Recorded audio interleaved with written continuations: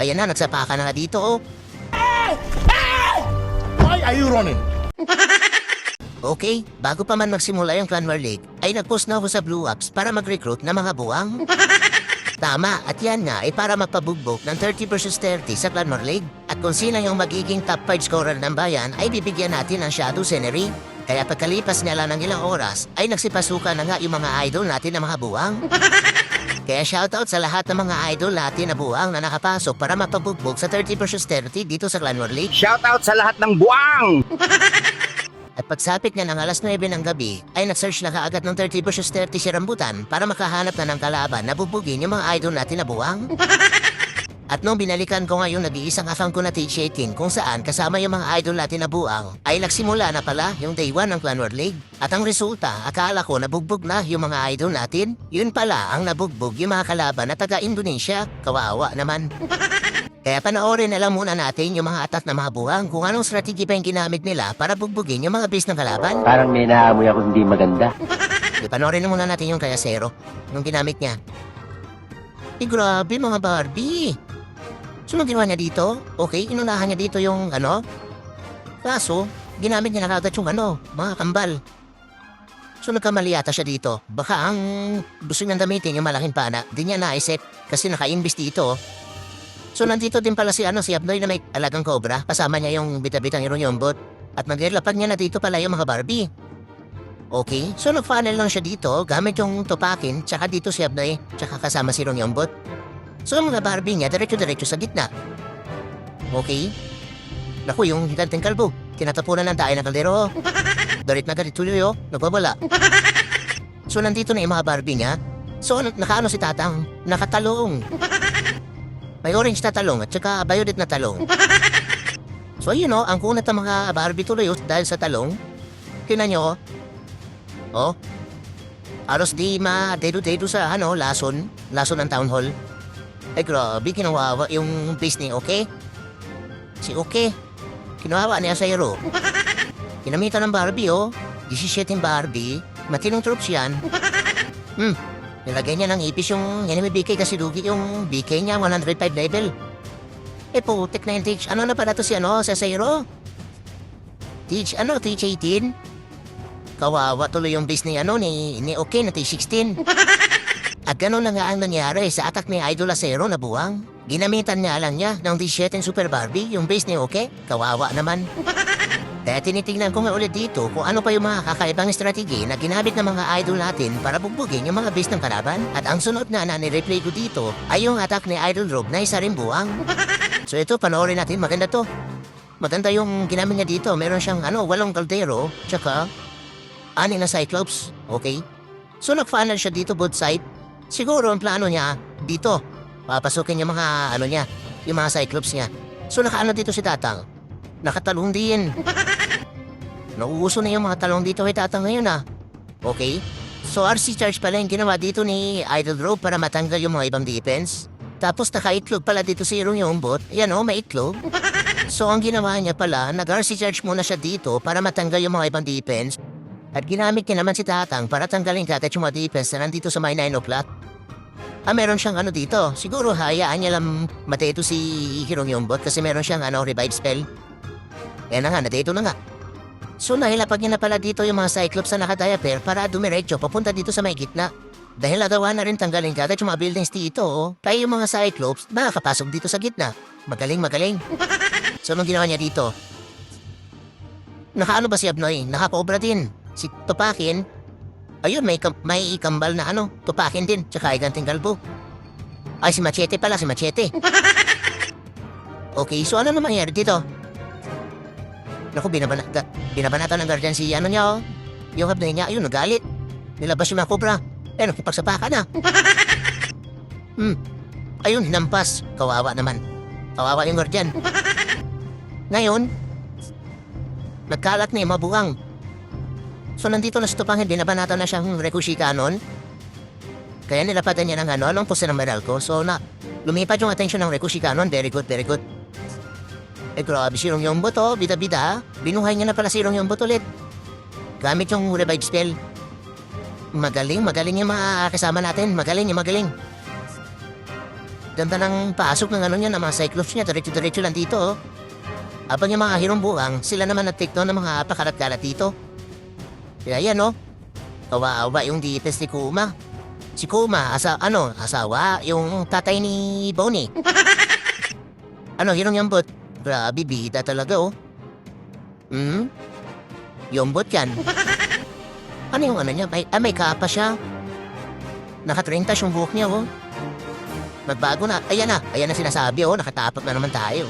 Nahuli pa ng ipo-ipo. Putik, kamalasan talaga ng hirong yambot na yan. At ayun na nga yung strategy na ginamit ni Idol Rope na isa ring buwang para mabugbog yung base ni Kuma, si Kumatos. Kaya panoorin din natin yung attack dito ni Idol Dave na isa ring buwang. Dahil ang binugbog niya naman ay si Rax Sebek na tatay ni Blackbird na maduga. Okay, so ito maganda. Nakabulala ako dito si Tatang. So anong ginawa dito ni Dave? Si Dave. Gamit na yung galit na si Angry Jelly kay Tatang. Ba't kanin yung tabi ni Tatang? Tingin, oh. Dahon ng saging? So tinatanggal mo na ni Tatang dito yung ibang depensa. Kasi naka-angry jelly siya, eh. Inihipnotize si Tatang para depensa lang yung titirahin niya. Okay, so tinatanggal niya muna ibang defense dito. So, saan yung plano dito? Ihagis yung bulalakaw ni Tatang? Gege, panoorin natin. Mukhang maganda to kasi nakabulalakaw si Tatang. Okay. Na Tatang? Ayun, wala na yung hypnotize. So, hinagis siya doon sa may, multi-gear tower. Ay, grabe, ang ganda ng bayo ng bulalafon ni Tatang doon. Sulit. Ubus yung gitna, nandito na pala sa tupahan. Ginamit niya yung malaking pana para lumabas yung, at saka lumabas yung si Machete. May kasamang robot galing sa bahay ng aso. Siguro dito niya ipasok yung mga, main troops niya. Ano ba yung main troops niya? Ay, yung ugat na maladila, tsaka yung Amazona. Ayan na, nagsapaka na nga dito, oh. Kaso may, si Sebek, may kaldero siya. Ayun, hinampas ni Machete. Grabe si Machete, oh. Okay, so nagkagulo na sila dito sa gitna. Ayun, sino nanalo? Palo yung mga hirong buwan ni Sebek. Grabe, ganda ng, ng pating na ginawa niya dito. Ganda, kasi tinanggal na yung mga pakalat, mga main defense dito. Ginamit na si Tupakin dito. Kaya ayun, yung mga main troops niya, umikot lang, sabay in-overgrowth niya to, para hindi kakalat yung mabuwang, para hindi magiwalay. So yun, ang ganda ng pasok papunta dito. Ang ganda ng pating na. Ang ganda ng pating na ginawa ni Dave. Very good. So yan na, sinong yambot. Naguna-una na ulit. Bita yan, eh. So naglagay pa siya dito ng ng Spela Machanak. May ability pa pala si Abnoy na Cobra at saka hindi, yung mahiwagang bola niya, hindi pa niya hinagis. So wala na, kahit hindi na kailangan. Kawawa naman yung robot, oh. Nahuli ng ipo-ipo. Ayun, at-restart tuloy. Grabe, ang daling nga makasama natin, Okay, panoorin ba natin yung isa attack pa? Dito? Ito, sinong bumanat dito? Si Skrillex. Okay, so binanatan niya dito yung hari ng pirata, si Goldie Roger. Panoorin natin. Grabe, puro kaldero, mga idol. Ay, 14 kaldero. Kakaiba to, gumagamit ng matinong troops, puro kaldero. So dito si Tatang. Okay, naka-immortal na libro at saka talong. Sirong yung bot, o rocket spear. So, nilapag niya na pala dito sirong yung bot. Okay, parang multitasking din ginagawa dito ni Lexa. So, nandun si Tatang kasama yung dalawang kaldero, naglilinis dun sa taas. Si Hirong yung bot nandito sa baba. Ayun, tinapuna ng lason ng base ni Roger. So, pinatago niya. So, iniwan niya. Siguro muna si Tatang. Nakapokus siya dito kay Hirong yung bot. Okay. So, cleaner niya muna yung mga defense dito. Defense tsaka buildings dito. Kabilaan. So, tinatago niya si Rongyongbot. Siguro, hayaan niya lang siguro mateto dito si Rongyongbot. Kasi wala siyang recall spell. Ang kinabin niya dito, 3 revive spell. Kaya na nga, may tae na naman. Ano ba yan? So, sumama si Tatang kay Rongyongbot. Naku, Tatang, mali yung desisyon mo dyan. Kawawa yung healer mo, Naku, na ba yan? Ayun na, ubus yung healer niya. Pero naglapag na siya dito ng mga kaldero. Ayan, 5 kaldero. Grabe mga tao, tumatalo ng baho niyan. So yun, inuunti-unti na dito yung mga building sa gitna habang Ay, nabuhay pa si ano. Nabuhay na uli si Irong Yombot. Kaso yung healer parang nauubos na. Binabanatan ng ano eh. Ayun, natanggal na yung Burst Peter. So nilapag niya na pala dito si Abnoy. Anong ni Abnoy? Ano to? Ano kaya quick boots? So ginamit niya na pala dito hindi natin napansin. Okay.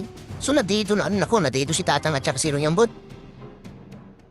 Naku, yari ka dyan. May tayo, yan tumatalon tayo.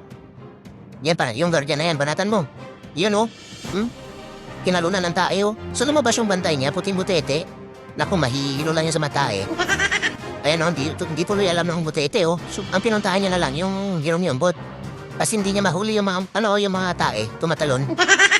Madaya yan na tae na yan tumatalon tapos nawawala. Ayan sinusunog yung mga buildings. So nandito si Irong Yombot, nakikipagsapakan sa butete. Ayun, kawawa naman yung butete. Pagputok, lusaw ka agad. Grabe yung sapatos ni Irong Yombot. Kaso matidedo na siya dito. Ayun, nadedo na nga. Buti naman. Ayun, binuhay niya uli, madaya. Binuhay niya uli si Irong Yombot. Madaya. So wala na pala yung makaldero niya, pero may mga tae pa na tumatalo, no? Ayun, nangamit tae tuloy yung base ni Roger. Kawawa naman.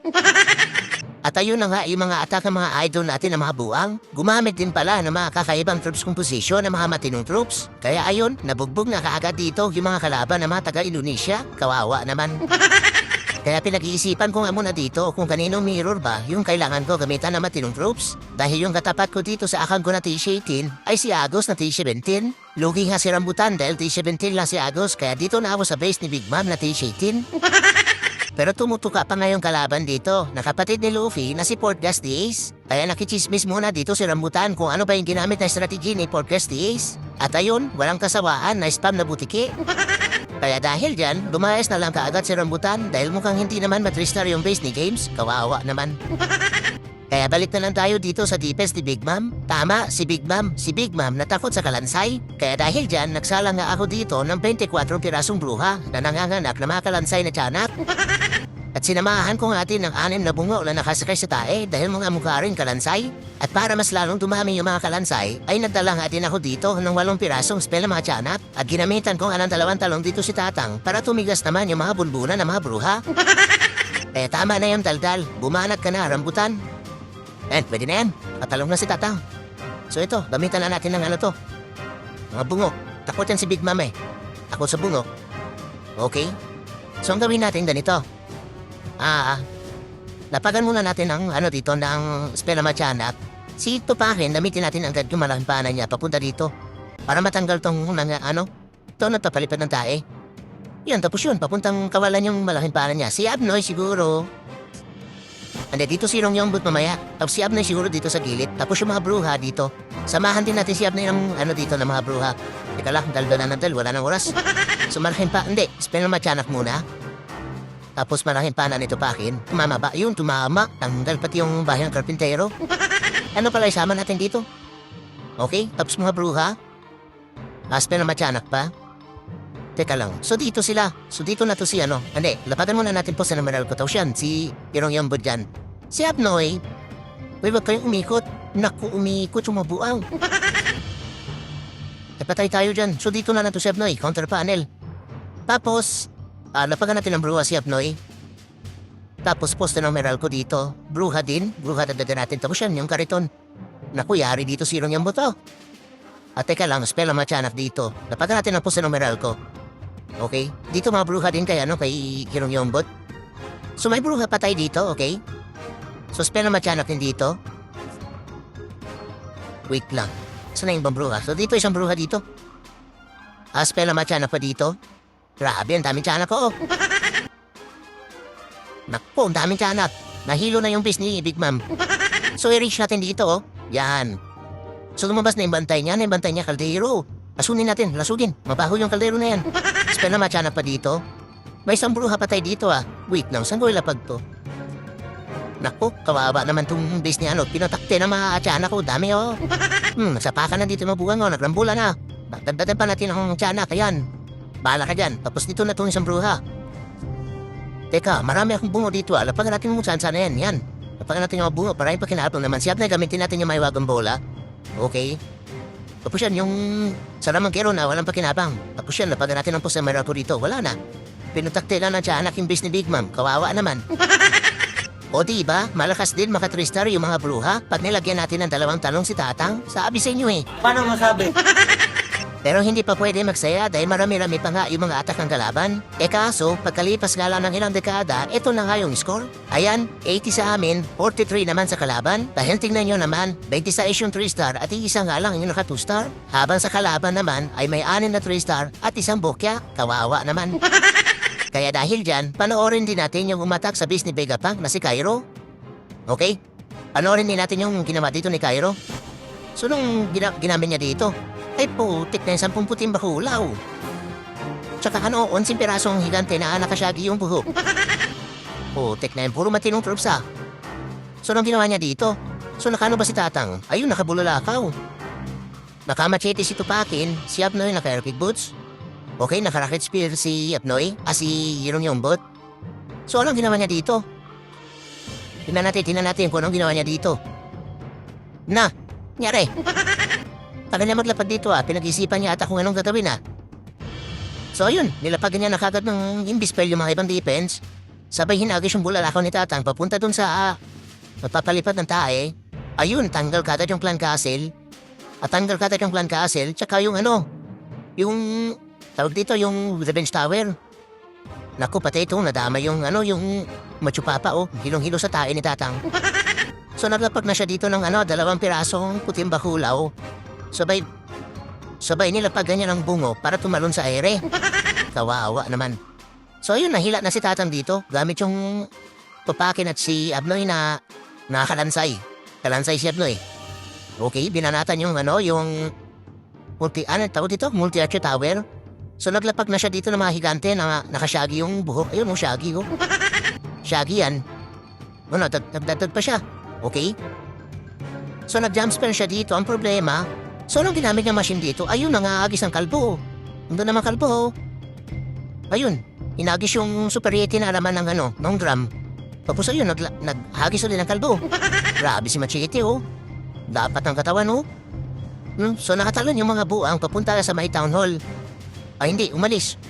Hindi sila dumiretso sa town hall, ang dumiretso si Tupakin. Ayan na si Machete.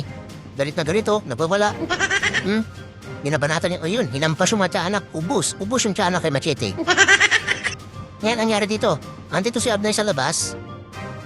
So ginamit niya na pala yung aircraft boots dito ni Abnoy. Kaya nabuksan yung mga pader. Ayan, nilapag niya na pala dito si nailapag niya na si Hirong Yombot, tabi-tabita.